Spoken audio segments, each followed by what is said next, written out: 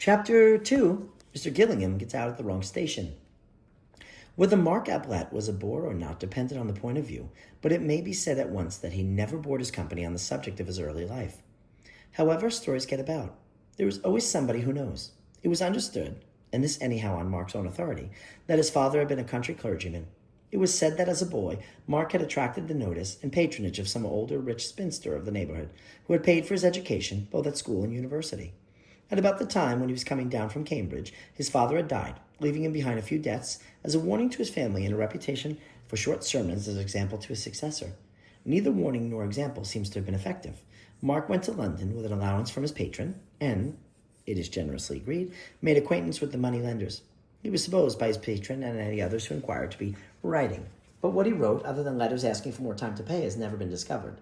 However, he attended the theaters and music halls very regularly, no doubt with a view to some serious articles in The Spectator on the decadence of the English stage. Fortunately, from Mark's point of view, his patron died during his third year in London and left him all the money he wanted. From that moment, his life loses its legendary character and becomes more a matter of history. He settled accounts with the moneylenders, abandoned his crop of wild oats to the harvesting of others, and became in his turn a patron. He patronized the arts. It was not only usurers who discovered that Mark Ablett no longer wrote for money. Editors were now offered free contributions as well as free lunches. Publishers were given agreements for the occasional slender volume, in which the author paid all expenses and waived all royalties, promising young painters and poets dined with them, and even took a theatrical company on tour playing the host and lead with equal lavishness. He was not what most people call a snob. A snob has been defined carelessly as a man who loves a lord, and more carefully as a mean lover of mean things, which would be a little unkind to the peerage of his first definition were true. Mark had his vanities undoubtedly, but he would sooner have met an actor-manager than an earl. He would have spoken of his friendship with Dante, had that been possible, more glibly than of his friendship with the Duke. Call him a snob if you like, but not for the worst kind of snob. A hanger-on, but to the skirts of art, not society. A climber, but in the neighborhood of Parnassus, not of Hay-Hill.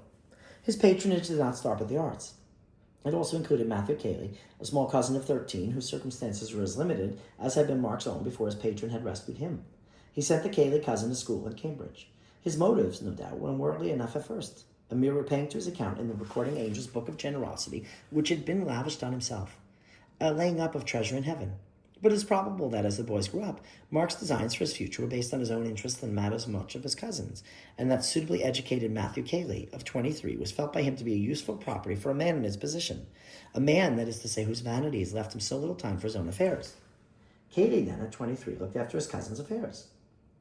By this time, Mark had bought the Red House and considerable amount of land which went with it.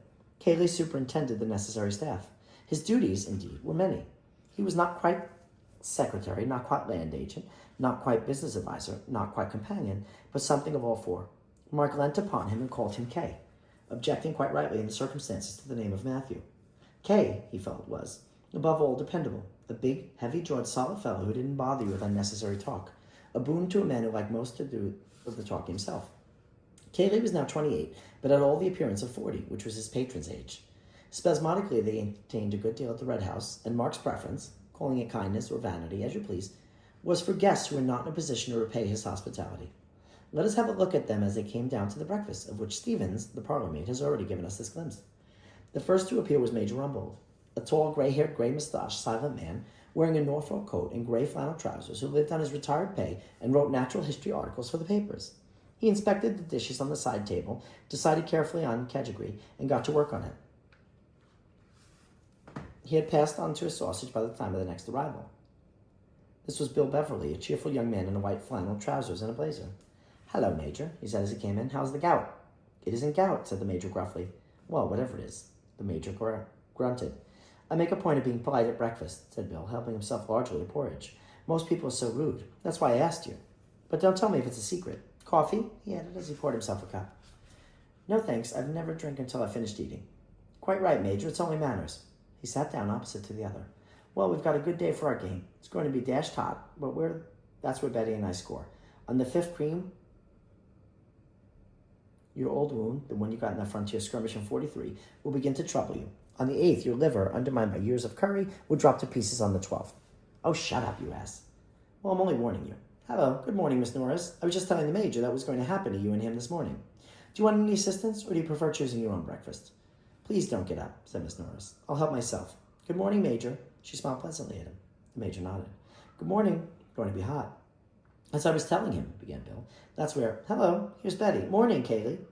Betty Calladine and Kaylee had come in together. Betty was the 18-year-old daughter of Mrs. John Calladine, widow of the painter who was acting hostess on the occasion for Mark. Ruth Norris took herself seriously as an actress and on her holidays seriously as a golfer. She was quite competent as either. Neither the stage society nor Sandwich had any terrors for her. By the way, the car will be around at 10:30, said Kaylee, looking up from his letters. You're lunching there and driving back directly afterwards. Isn't that right? I don't see why we shouldn't have 2 rounds, said Bill, hopefully. Much too hot in the afternoon. Get back comfortably for tea, said the Major. Mark came in. He was generally the last. He greeted them and sat down to toast and tea. Breakfast was not his meal. The others chattered gently while he read his letters. Good God, said Mark suddenly. It was an instinctive turning of heads toward him. I beg your pardon, Miss Norris. Sorry, Betty. Miss Norris smiled her forgiveness. She often wanted to say it herself, particularly at rehearsals. I say, Kay. He was frowning to himself, annoyed, puzzled. He held up a letter and shook it. Who do you think this is from? Kaylee, at the other end of the table, shrugged his shoulders. How could he possibly guess? Robert, said Mark. Robert? It was difficult to surprise Kaylee. Well, it's all very well to say well like that, said Mark peevishly. He's coming here this afternoon. I thought he was in Australia or somewhere. Of course, so did I. He looked across at Rumbold. Got any brothers, Major? No. We'll take my advice and don't have any.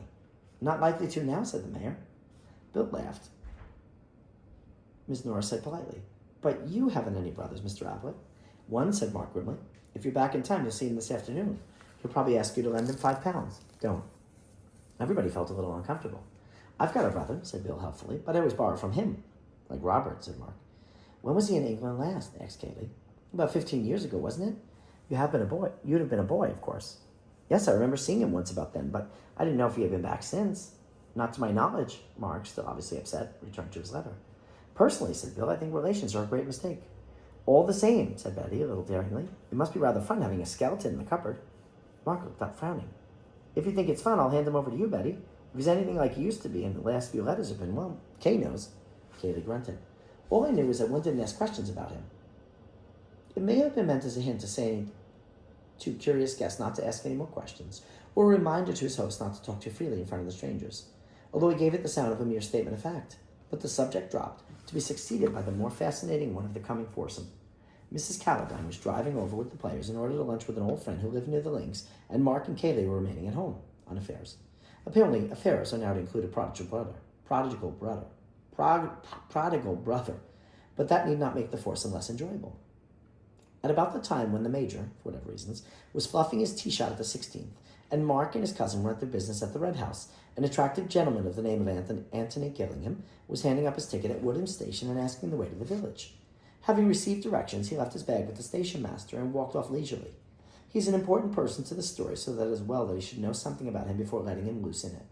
Let us stop him at the top of the hill on some excuse and have a good look at him. The first thing we realize is that he's doing more of the looking than we are. Above a clean-cut, shaven face of the type usually associated with the Navy, he carries a pair of gray eyes to which seem to be absorbing every detail of our person. To strangers, this look is almost alarming at first, until they discover that his mind is very often elsewhere, that he has, so to speak, left his eyes on the guard, while he himself follows a train of thought in another direction. Many people do this, of course, when, for instance, they are talking to one person and trying to listen to another, but their eyes betray them. Antony's never did. He had seen a good deal of the world with those eyes, though never as a sailor. When at the age of 21 he came into his mother's money, £400 a year, and old Gillingham looked up from the Stockbreeders Gazette to ask him what he was going to do. See the world, said Anthony. Well, send me a line from America, or wherever you get to. Right, said Anthony. Old Gillingham returned to his paper. Anthony was a younger son, and on the whole not so interesting to his father as the cadets of certain other families. Champion Burkitt's, for instance. But then Champion Burkitt was the best Hereford bull he had ever bred. Anthony, however, had no intention of going further away than London. His idea of seeing the world was to see, not countries, but people, and to see them from as many angles as possible. There are all sorts in London if you know how to look at them. So Anthony looked at them, from various strange corners, from the viewpoint of the valet, the newspaper reporter, the waiter, the shop assistant. With the independence of £400 a year behind him, he enjoyed it immensely. He never stayed long in one job, and generally closed his connection with it by telling his employer, contrary to all etiquette as understood between master and servant, exactly what he thought of them. He had no difficulty in finding a new profession. Instead of experience and testimonials, he offered his personality and a sporting bet. He would take no wages the first month, and then if he satisfied his employer, double the wages the second. He always got his double wages. He was now 30. He'd come to Woodham for a holiday because he liked the look of the station. His ticket entitled him to travel further, but he had always intended to please himself in the matter. Woodham attracted him, and he had a suitcase in hand in the carriage and with him and money in his pocket. Why not get out? The landlady of the George was only too glad to put him up and promised that her husband would drive over later that afternoon for his luggage. And you would like some lunch, I expect, sir? Yes, but don't give yourself any trouble about it. Cold anything you've got. What about beef, sir? She asked if she had 100 varieties of meat to select from and was offering him her best. That will do splendidly. And a pint of beer?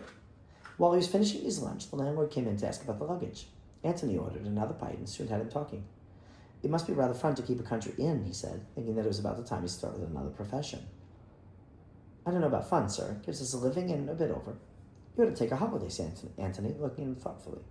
Funny thing you're saying that, said the landlord with a smile. Another gentleman over from the Red House was saying that only yesterday. Offered to take my place and all. He laughed rummingly. The Red House? Not the Red House Stanton. That's right, sir. Stanton's the next station to Woodham. The Red House is about a mile from here. Mr. Ablett's. Anthony took a letter from his pocket. It was addressed from the Red House Stanton and signed Bill. Good old Bill, he murmured to himself. He's getting on. Anthony had met Bill Beverly 2 years before in a tobacconist's shop. Gillingham was on one side of the counter and Mr. Beverly on the other. Something about Bill, his youth and freshness, perhaps, attracted Anthony, when cigarettes had been ordered and the address given to which they were to be sent. He remembered that he had come across an aunt of Beverly's once at the country house. Beverly and he met again later at a restaurant. Both of them were in evening dress, but they did different things with their napkins, and Anthony was more the polite of the two. However, he still liked Bill. So on one of his holidays, when he was unemployed, he arranged an introduction through a mutual friend. Beverly was a little inclined to be shocked when he was reminded of their previous meetings, but his uncomfortable feelings soon wore off, and he and Anthony became intimate. But Bill generally addressed him as "Dear Madman" when he happened to write. Anthony decided to stroll over to the Red House after lunch and call upon his friend. Having inspected his bedroom, which was not quite the lavender-smelling country inn bedroom of fiction, but sufficiently clean and comfortable, he set out over the fields. As he came down the drive and approached the old red brick front of the house, there was a lazy murmur of bees in the flower borders, a gentle cooing of pigeons in the tops of the elms, and from distant lawns the whir of a mowing machine, the most restful of all country sounds. And in the hall, a man was banging at a locked door and shouting, "Open the door! I say, open the door!" "Hello?" said Anthony in amazement.